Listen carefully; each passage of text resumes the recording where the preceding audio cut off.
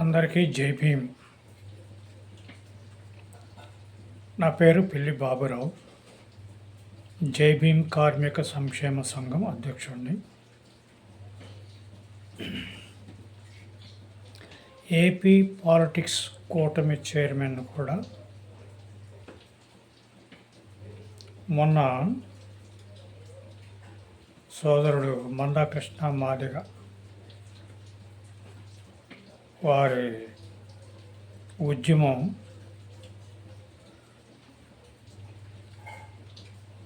Supreme court chief justice Gavai గారి మీద boot విసిరిన దాని మీద నిరసన కార్యక్రమాలు చేపట్టారు. అట్లాగే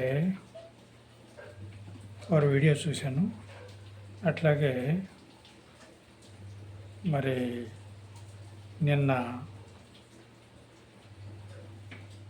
మాల మహానాడు వారు కూడా గవాయ్ గారి ఉద్దేశించి వారు కూడా ఖండించారు.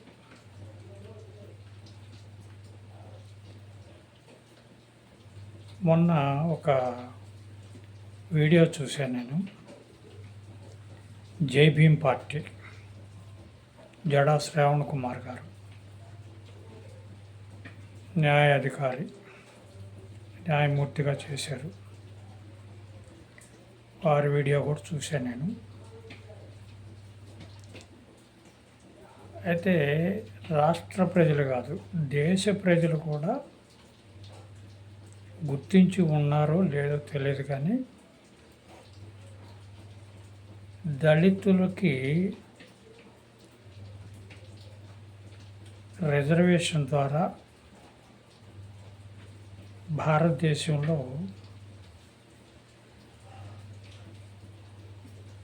చాలా గుర్తింపునొచ్చింది. అభివృద్ధిలోకి వచ్చాము.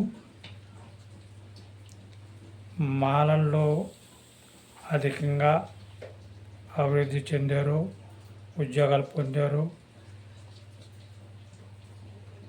అట్లాగే మాదిగల్లో అభివృద్ధి చెందారు, ఉద్యోగాలు పొందారు. పూర్తి వివరణలో చూసుకుంటే మాలలే అధికంగా అభివృద్ధి చెందారు. అయితే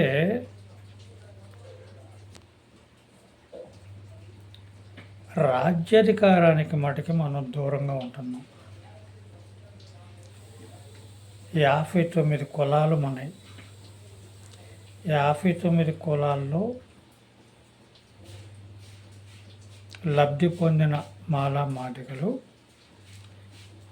వారి తెగల్ని గుర్తించట్లా, సంఖ్య వరకే చెప్పుకుంటున్నాం. అక్కడి దాకెందుకు? ఈ మాలల్లో కానీ మాదిగల్లో కానీ అభివృద్ధి చెందిన వాళ్ళు అదే సామాజిక వర్గానికి చెందిన వారిని కూడా పేద దళితులుగా చూస్తూ సంపన్న దళితులుగా వాళ్ళు రాజకీయంగా ఎదిగేందుకు ప్రయత్నం చేస్తున్నారు. చాలామందిని చూసాం మనం. మాలమాదిగల్లో ఎమ్మెల్యేలుగా, ఎంపీలుగా, మంత్రులుగా పెద్ద హోదాలు చేసిన వాళ్ళందరినీ చూసాం. అందులో బాగా చదువుకున్న వాళ్ళు ఉన్నారు, చదువు లేని వాళ్ళు ఉన్నారు. అయితే నేను ఒక సామాన్య కార్మికుడిని, పామరుని కూడా, నాకు విద్య కూడా లేదు.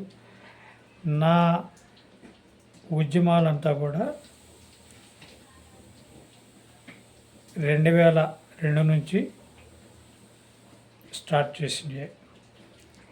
2002 నుంచి స్టార్ట్ చేసి మందాకృష్ణ మాదిగ 2004 నుంచి స్టార్ట్ చేశాడు. అయితే మందాకృష్ణ మాదిగ సోదరుడు మాలల కంటే కూడా చాలా గొప్ప ఉద్యమ నేతగా ఎదిగారు. వాళ్ళకి మా ధన్యవాదాలు. అయితే మాలవాడు వస్తే ఎదురొస్తే ఏసేయి, నాగుపాము వస్తే వదిలేయి అనే నినాదంతో ఆయన మాదిగ సోదరుని బాగా ఐక్యత చేకూర్చాడు. కానీ దానివల్ల రాజ్యాధికారం రాదు. ఎస్సీ వర్గీకరణ అనేది కూడా పిచ్చి మాట అది. ఎందుకంటే 15% రిజర్వేషన్ మనకి ఎప్పుడుంది? భారతదేశానికి స్వాతంత్రం వచ్చినప్పుడు 30 కోట్లల్లో 1,88,00,000 మంది మనం ఉన్నాం. అప్పుడు మనకి రిజర్వేషన్ 15%. ఇప్పుడు 20 కోట్ల మంది ఉన్నాం.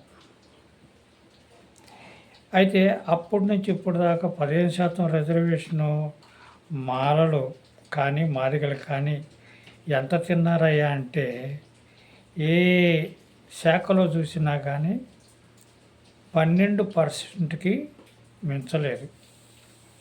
సమాచార హక్కు చట్టం ద్వారాగా నేను సేకరణ చేసిన దాంట్లో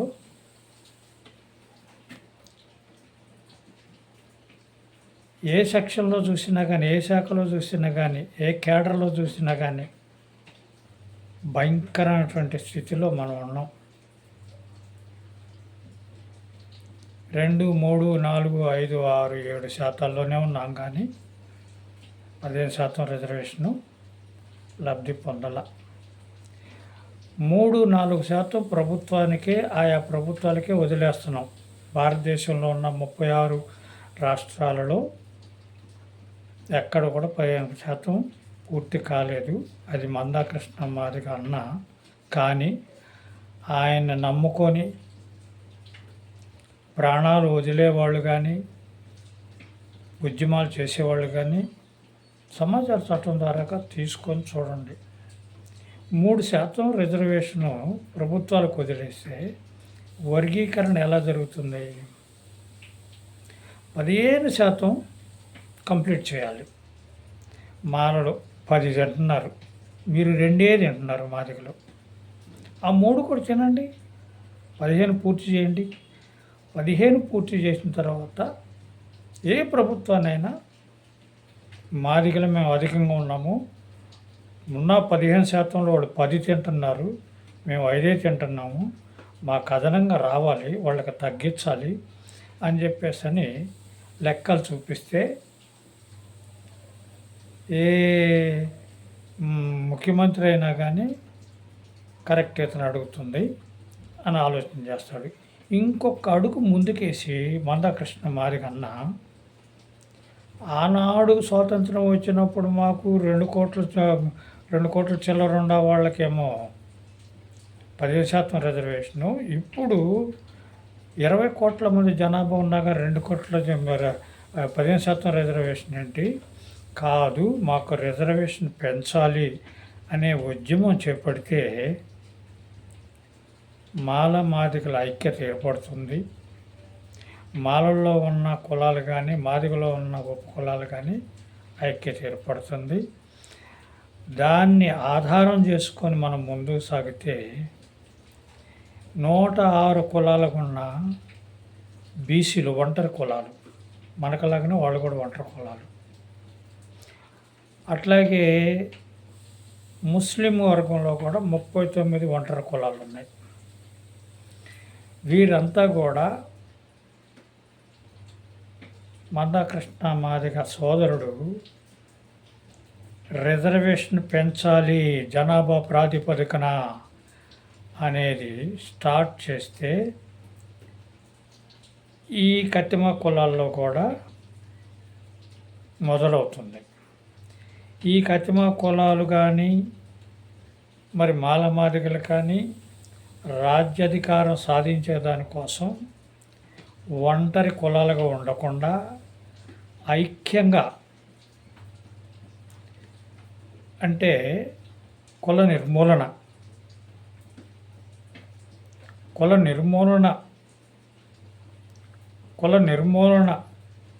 దిశగా మనం ప్రయాణం సాగాలి.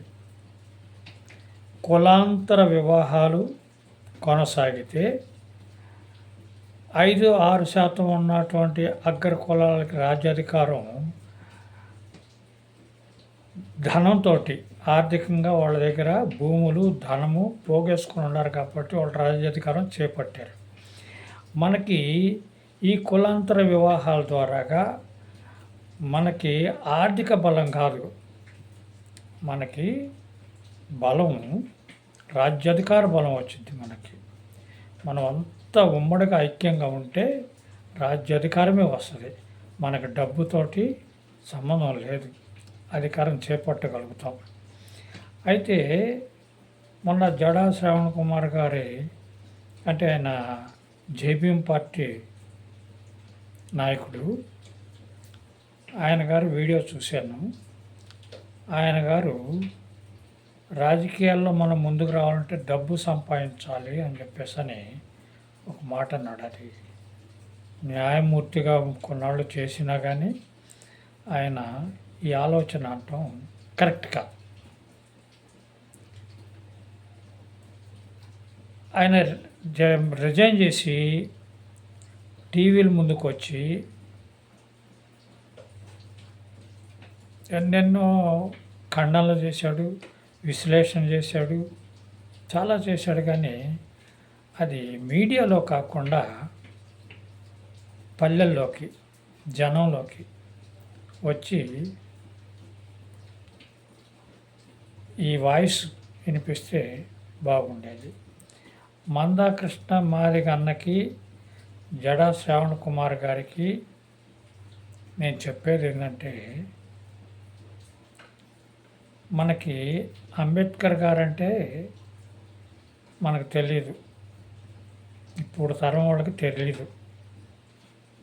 కానీ ఇప్పుడు తరం వాళ్ళకి అంబేద్కర్ ఆశయాలతోటి నడిచిన కాన్సీరామ్, మహారాష్ట్ర కాన్సీరామ్ గారే తెలుసు. మీరందరూ కూడా కాన్సీరామ్ గారిని చూశారు, నేను చూశాను, మీరు చూశారు. నేను 2-3 సమావేశాల్లో కూడా వారితో కలిసి పంచుకున్నాను. అది నేను అదృష్టంగా భావిస్తున్నాను. అయితే రాజకీయంగా మనం ముందుకు పోవటానికి, రాజ్యాధికారం సాధించాలి అంటే డబ్బు అక్కర్లేదు. మనకు బలం ఏం కావాలి అంటే, ఈ ఎస్సీ రిజర్వేషన్ ద్వారా ప్రభుత్వ ఉద్యోగులుగా అటెండర్ నుంచి ఐఏఎస్, ఐపీఎస్ స్థాయిల వరకు ఉన్నవారు, ఎన్జిఓస్, వాళ్ళని ఐక్యతపరచాలి. కాంచీరామ్ గారు సైకిల్ యాత్రతోటి ఉత్తరప్రదేశ్, 3 రాష్ట్రాలంత జనాభా కలిగిన ఉత్తరప్రదేశ్ని, ఉమ్మడి ఆంధ్రప్రదేశ్ అంత జనాభా, 3 రాష్ట్రాల జనాభా ఒక ఉత్తరప్రదేశ్ని రాజ్యాధికారం సాధించింది కాక, ఒక టీచర్ని సీఎం అని చేశాడు. ఆయన కూర్చోవాలి ఆ సీట్లో. ఒక టీచర్ని రాజ్యాధికారం ఇలా చేయొచ్చు అని చూపించాడు. మరి ఇప్పుడు మందాకృష్ణ మాదిగన్న వర్గీకరణ ఆపి, అన్నకి బాగా సనాతనం వంట పట్టింది, కానీ దానివల్ల దేశమే నాశనం అయిపోయింది. కాబట్టి రాజ్యాధికార సాధన కోసం కృషి చేసేదానికి మందాకృష్ణ మాదిగన్న, జడా శ్రావణ్ కుమార్ గారు కంకణం కట్టుకోవాలి. ఇంకా ఈ స్వాతంత్రం వచ్చిన తర్వాత రాజ్యాధికారం ద్వారా, ఎస్సీ ఎస్టీ రిజర్వేషన్ ద్వారా రాజ్యాధికారం సాధించిన కుటుంబాలు ఉన్నాయి. ఇప్పుడు కూడా వాళ్ళు చేశారు, వాళ్ళ బిడ్డలు చేశారు, వాళ్ళ కోడళ్ళు చేశారు, వాళ్ళ కూతురు చేశారు, వాళ్ళ కొడుకులు, వాళ్ళ మనవాళ్ళు కూడా రిజర్వేషన్ ద్వారాగా ఎమ్మెల్యేలుగా, ఎంపీలుగా, ఎమ్మెల్సీలుగా రకరకాల పదవులు అనుభవిస్తున్న సంపన్న దళితులు ఉన్నారు మాల మాదిగల్లో.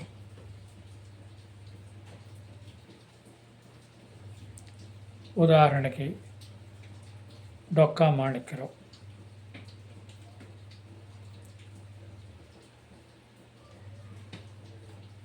అట్లాగే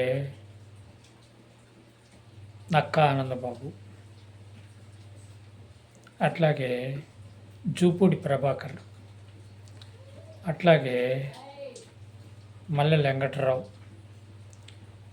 అట్లాగే చాలామంది ఉన్నారు. అట్లాగే పిల్లి మాణిక్యరావు, ఇలాంటి వాళ్ళు ఈ పార్టీలో ఉంటే ఆ పార్టీలో వాళ్ళ నేరాలని వాళ్ళని విమర్శించటం, ఆ పార్టీలోకి వెళ్తే ఈ పార్టీ వాళ్ళ నేరాలని దృష్టిలో పెట్టుకొని విమర్శించటం చూస్తున్నాం. వాళ్ళిద్దరి నేరాలు మనకు తెలుసు. ఇప్పుడు వాళ్ళు బ్రతుకుతుంది ఏ బతుకుతున్నారు? కమ్మారెడ్డి కాపు జైళ్ళలోకి వెళ్ళకుండా బెయిల్ మీద ఉండేదానికోసం మోదీని నమో మోదీ నమో మోదీ నమో మోదీ అంటూ రాష్ట్రానికి పాలకులుగా ఉంటున్నారు. ఇంకా 4 ఏళ్ళు కళ్ళు మూసుకుంటే మనమే వస్తాం అని చెప్పేసి జగన్ అంటున్నాడు. CEO చంద్రబాబు గతంలో 2014-19 దాకా రాజధాని అమరావతిగా నిర్మాణం చేపట్టిన మళ్ళీ ఇప్పుడు 2024 నుంచి 16 నెలల్లో కూడా అమరావతి రాజధాని కోసం పాకులాడుతున్న డబుల్ ఇంజిన్ సర్కార్ ప్రధాని నరేంద్ర మోడీ మరి ఎన్డీఏ కూటమి ద్వారా ఇప్పుడు 164 ఎమ్మెల్యే సీట్లు, 22 ఎంపీ సీట్లు సంపాదించిన చంద్రబాబు అమరావతి రాజధానిగా గుర్తించండి అని చెప్పేసి కాళ్ళ ఏళ్ళ పడి ప్రత్యులాడినా కానీ డబుల్ ఇంజిన్ సర్కారు అవకాశం ఇవ్వట్ల. గుర్తించని అమరావతి రాజధానిగా గుర్తించని రాజధానికి లక్షల కోట్లు పెట్టుబడులు వస్తున్నాయి.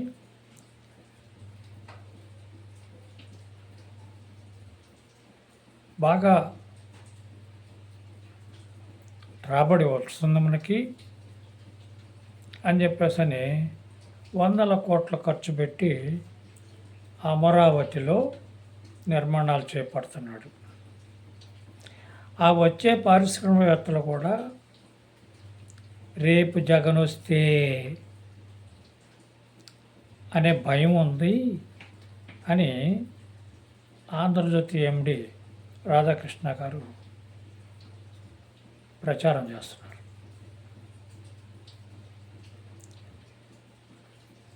ఈ ప్రచారం వలన ప్రజల్లో అనుమానాలు రేకెత్తుతున్నాయి. ఎందుకంటే సీట్లు అట్టుంచు, గతంలో 151 సీట్లు ఒక్క శాతంన్నర తేడాలో వైఎస్ జగన్కి 151 వచ్చినాయి. అదే 1.5% ఇప్పుడు 164 టీడీపీకి వచ్చినాయి.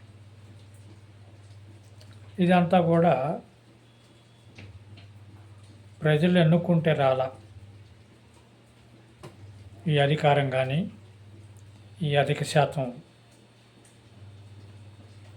శాసనసభ్యులు, పార్లమెంట్ సభ్యులు కానీ మోడీ మ్యాజిక్. మోడీ దగ్గర 60 లక్షల మంది ఆర్ఎస్ఎస్ కార్యకర్తలు ఉన్నారు. గుర్తుపెట్టుకోండి, మోడీ వద్ద 60 లక్షల ఆర్ఎస్ఎస్ కార్యకర్తలు, గుర్తింపులో లేని 20 లక్షలు ఈవీఎంలు ఉన్నాయి. ఈవీఎంల్లో ట్యాంపరింగ్ జరిగింది అనేది ఒక వాదన ఉంది. నేను అంటాను, ఈవీఎంలనే తారుమారు చేశాడు. 20 లక్షల ఈవీఎంలని 60 లక్షల మంది చేత ఓట్లు గుద్దించి లెక్కింపులో వీటిని పెట్టాడు అని నేను అంటున్నాను. ఇప్పుడు చంద్రబాబు అయినా, ఇప్పుడు ఇండియా కూటమిలో రాహుల్ గాంధీ ఓటు చోరీ గురించి ఉత్తర భారతంలోనే బాగా ప్రచారం ఉంది. కొందరు ఏంటి ఏపీలో కూడా ఓటు చోరీ జరిగింది కదా, ఆ మాట ఎందుకు అంటలేదు అని చెప్పేసి అంటే, కందకలేని దురద కత్తిపేటకి ఎందుకు? ఇక్కడ ఓడిపోయి 11 సీట్లు వచ్చిన జగన్ గారు క్విక్ మంటల్లా 4 ఏళ్ళు కళ్ళు మూసుకుంటే ఈసారి మోడీ నాకే సీఎంను చేస్తాడనే ధీమాతోటి ఉన్నాడు అతను. 11 సీట్లు వచ్చినాయి. ఇక్కడ ఓటు శాతం 1.5 అయినా కానీ ఇంత తక్కువ వచ్చినాయి. ఇక్కడ కూడా జరిగింది అని చెప్పి మేము ప్రజలు అనుకుంటున్నాం, కానీ జగన్ అనుకోవట్లే. ఎందుకంటే గతంలో నీకు 151 వచ్చినాయి అనుకున్నావు రా బాబు అని చెప్పి మోదీ అంటాడని క్విక్ మంటల. మరి క్విక్ మనని కాడ అయ్యో నాకు దెబ్బ తగిలింది అంటేనే కదా ఎవడైనా కానీ చూసి అమ్మట అక్కడ మందు రాయటానికి వచ్చేది. జగన్ అయ్యో పాపం అనిపించుకోవట్లా, నాకు దెబ్బ తగిలింది అంటల్లా, రాజ్యాంగం ధ్వంసమైంది అని అంటల్లా. మోడీ దయే, చంద్రబాబుకైనా మోడీకి జగన్కైనా మోడీ దయతోటి మనం అధికారంలోకి వస్తాము, ప్రజలు కాదు అని పూర్తి విశ్వాసంతో ఉన్న క్రమంలో మనం ఇప్పుడు ఐక్యంతో మందాకృష్ణ మాదిగన్న జై భీమ్ రాజకీయ పార్టీ అధినేత శ్రావణ్ గారు కానీ, రాజకీయంగా ఎమ్మెల్యేలుగా ఎంపీలుగా మంత్రులుగా చేసిన వాళ్ళు, పార్టీలు మారి మారి రాజ్యాధికారం సాధించుకున్న వాళ్ళు ముందుకొచ్చి ముందుగా మనం కూటమిగా ఏర్పడి ఆ తర్వాత ఎన్జిఓస్లో మనం చైతన్యం చేస్తే ఎన్జిఓస్ ద్వారాగానే మనకి ఓటు శాతం పెరిగిద్ది. ఎందుకంటే ఏ శాఖలో ఉన్న ఎన్జిఓస్ ప్రజలతోటి మమేకమై ఉంటారు. అటెండర్ కాంచి ఆఫీసర్ దాకా ఆ శాఖలో మన వర్గాలకు సంబంధించిన వాళ్ళు ప్రజలతోటి మమేకమై ఉంటారు.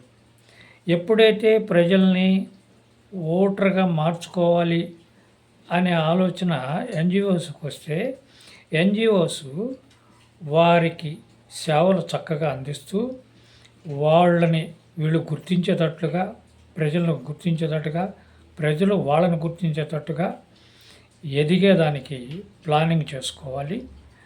అక్కడ నుంచి ఎన్జిఓస్ని ఈ నాయకులుగా ఉండేవాళ్ళు గుర్తింపులోకి తెచ్చుకోవాలి. వాళ్ళ దృష్టిలో ఈ నాయకులు మా నాయకులు, రేపు రాజ్యాధికారం వీళ్ళ ద్వారానే వస్తుంది, మనకి రాజ్యాధికారం వస్తే మనకు స్వాతంత్రం వచ్చింది, ఐఏఎస్లో అయినా ఐపీఎస్లో అయినా ఆత్మహత్యలు చేసుకోవాల్సిన అవసరం లేదు, సస్పెండ్లు కానవసరం లేదు,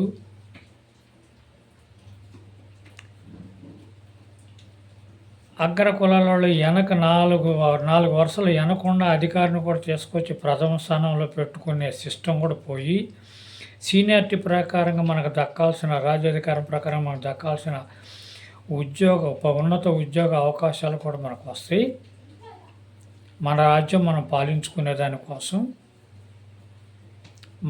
మాదిగ ఉపకులాల ఐక్యత వర్ధిల్లితేనే రాజ్యాధికార సాధన వస్తుందని, దానిలో ముఖ్య పాత్ర పోషించాల్సింది సంపన్న దళితులు అంటే పారిశ్రామికవేత్తలుగా ఉన్నవాళ్ళు కానీ లేదా ఈ ప్రభుత్వ ఉద్యోగులు కానీ వీళ్ళందరూ సంపన్న దళితులే. వీళ్ళందరూ కూడా భాగస్వాములై అంబేద్కర్ గురించి చాలా అధికారులు బ్రహ్మాండంగా చెబుతారు మన ఎస్సీ దళితులు, సంపన్న దళితులు. కానీ ₹1 విరాళం వేయరు. వైట్ కాలర్ సంపన్న దళితులకే ఇస్తారు కానీ మాలాంటి పామర్లకు ఇవ్వరు. మేము 2000 సంవత్సరాల నుంచి మేము ఉద్యమం స్టార్ట్ చేస్తే 2005లో, 2009లో, 2014లో శ్రీ బజరంగ జూట్ మిల్ గుంటూరు కార్మికులు 40% వాటా మిల్లు 2000 కోట్ల రూపాయల ప్రాపర్టీలో 40% వాటాదారులు మేము అయ్యిండి, అందులో నేను కార్మికుల తరపు నుంచి నేను కేసులు వేయటం, ఉద్యమాలు చేయటం ఇవన్నీ చేస్తే నాకు ₹1,00,00,000 ఇస్తాను, 20 లక్షల కంచి ప్రారంభమయ్యి ₹1,00,00,000 వచ్చారు. ₹1,00,00,000 ఇచ్చి 3 పోర్షన్ తోటి ఇల్లు కట్టిస్తాము, నువ్వు సైలెంట్గా ఉండు అని చెప్పేసి మా వాటాదారులు కానీ మరి అక్రమ సేవలు చేసుకున్న రాంబాబు బ్రదర్స్ కానీ వాళ్ళకి సపోర్ట్ చేస్తున్న నేటి మేయరు కోరమూడి రవీంద్ర కానీ వీళ్ళంతా నా మీద బెదిరింపులు కూడా చేసినా కానీ బతిమలాడారు, బెదిరింపులు చేశారు. నేను అక్కడ తగల ఒంటరి పోరాటం వాళ్ళ మీద హైకోర్టుకి వెళ్ళి సివిల్ క్రిమినల్ కేసులు పెట్టించి ఎఫ్ఐఆర్ కట్టించి ల్యాండ్ గ్రాబింగ్ సెక్షన్ కూడా పెట్టాలని చెప్పేసి నేను యుద్ధం చేస్తున్నా. మందాకృష్ణ మాదిగ సోదరుడు కానీ, శ్రావణ్ కుమార్ సోదరుడు కానీ, ఇంకా సంపన్న దళితులు కానీ వీళ్ళందరికీ నేను వేడుకుంటుంది ఏంటంటే రాజకీయ వేదికను ఏర్పాట్లు చేసుకోవాలని, భారత రాజ్యాంగాన్ని రక్షించండి, ప్రజాస్వామ్యాన్ని కాపాడండి, మహిళల్ని దళితుల్ని బ్రతకనివ్వండి, మద్యం వద్దు, రాజ్యాంగం ముద్దు. ఈ మద్యం మత్తులో సమాజం మత్తులో ఉండేకే ఈ 5% గుండా అగ్రకుల పాలకులు ప్రభుత్వ అధికారులను బెదిరించి దోపిడీ చేస్తున్నారు. అందుకని మద్యం మత్తు నుంచి బయటపడాలి, రాజకీయ పార్టీలకు, రాజకీయ నేతలకు అభిమానంగా ఉన్న యువతని రాజ్యాంగాన్ని వాళ్ళ చేతిలో పెట్టాలి. అట్లనే క్రైస్తవ మతంలో ఉన్న వాళ్ళని కూడా ఒక చేత్తో నీ మతం, నీ బైబిల్ పట్టుకో, మరొక చేత్తో రాజ్యాంగాన్ని పట్టుకో. గుడుల్లో, మసీదుల్లో, దేవాలయాల్లో మీకు ఏదైనా మీ పైన దౌర్జన్యం చేసినా, లేకపోతే బూతులు తిట్టినా, కొట్టినా ఏ దేవుడు మిమ్మల్ని రక్షించడు. భారత రాజ్యాంగమే రక్షిస్తుంది.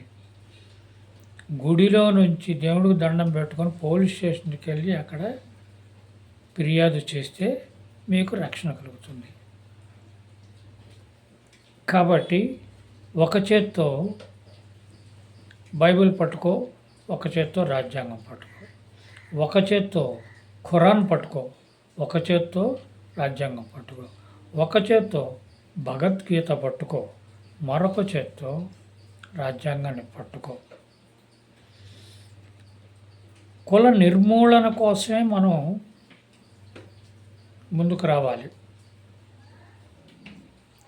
ఇందిట్లో మనకు ప్రమాదకారులు ఎవరయ్యంటే బీసీగా ఉన్న ఒంటరి కులాలు 106 కులాలు. వీళ్ళు చాలా ప్రమాదకారులు అయిపోయారు దేశానికి. వీళ్ళు 106 కులాలు కలిపితే 46%, అంటే సగం. అయినా కానీ వీళ్ళకి కనీసం రిజర్వేషనే లేదు. మొన్న 42% రిజర్వేషన్ కోసం తెలంగాణలో పంచాయతీ ఎన్నికలకి రిలీజ్ చేస్తే కోర్టు నిలుపుదల చేసింది. ఆ స్థితిలో ఉన్నా కానీ వీళ్ళు ఇప్పుడు 30 కోట్ల మంది దేవతలు దేవుళ్ళు ఉన్నారు కదా హిందూ మతంలో. ఒక దేవుణ్ణి పట్టుకొని వీళ్ళు నడి రోడ్ల మీద వినాయకుడు పండగలు చేయటం, నడి రోడ్ల మీద రాముడు పండగలు చేయటం. కానీ వీళ్ళు తెలుసుకోవాల్సింది ఒకటి, దీనికి హిందువులుగా గుర్తింపులో ఉంది ఎవరాయా అంటే ఈ బ్రాహ్మణ, వైశ్య, వీళ్ళు రాజులు, వీళ్ళు ముగ్గురే. వీళ్ళు రోడ్ల మీదకి రావట్లా. రోడ్ల మీదకి వచ్చి దేవుడు ప్రచారాలు చేయట్లా, దేవుడు పందిర్లు కట్టట్లేదు, పండగలు చేయట్లా. ఈ హిందూ మతంలో ఉన్న 100% బీసీలు,